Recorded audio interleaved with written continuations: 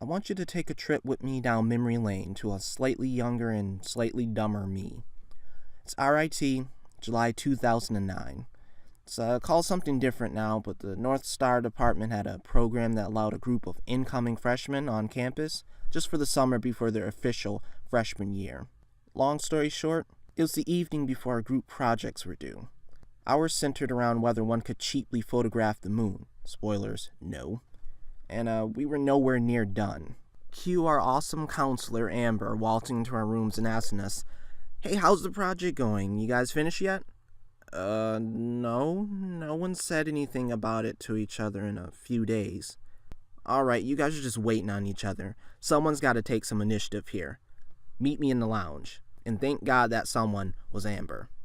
Now, full disclosure, this is a low-key response to Digibro's streaming and subsequent For Never Worlds video from 2 weeks ago that I'm just saying now because apparently I'm late to everything. I'm not here to argue that Digi is wrong. I think he's pretty correct, but in a slightly off-kilter manner. It isn't wrong to assert that a company that can't provide an appealing service or product is likely to go belly up. I'd argue, however, that the implications that this outcome's preferable is. My cursory understanding of the anime industry is that a lot of the anime we get in America comes from distributors that license and localize it for our consumption. Now, don't get me wrong, we're not beholden to them if they are going to do a crappy job.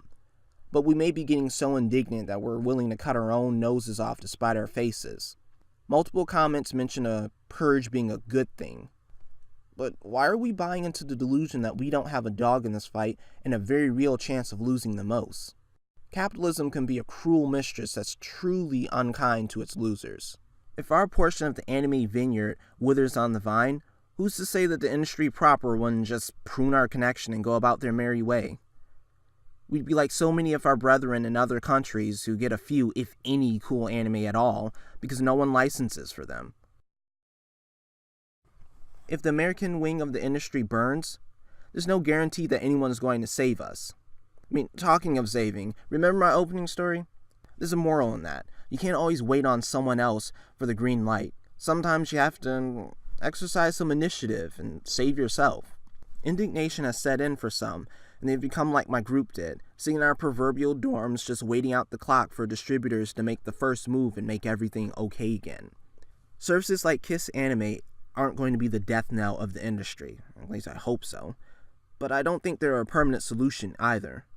They should be a stepping stone to a better service with ease, appeal, and legitimacy.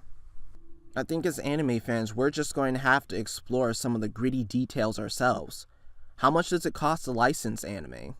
Can these amounts be crowdfunded partially? How about in their entirety? Crunchyroll seems to have a mutually beneficial financial relationship with studios and companies within the industry. What do their agreements look like? Do they forbid or allow implementation of that direct donations Digi was talking about? Maybe we don't like Blu-ray and box set prices, but would we be against local renting services for physical media of obscure media at a low price?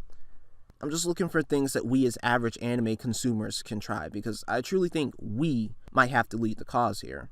I mean, we're anime fans after all, right? It may seem daunting, but weren't we raised on the notion that we need to kick reason to the curb and do the impossible? That we should go beyond in the face of insurmountable odds?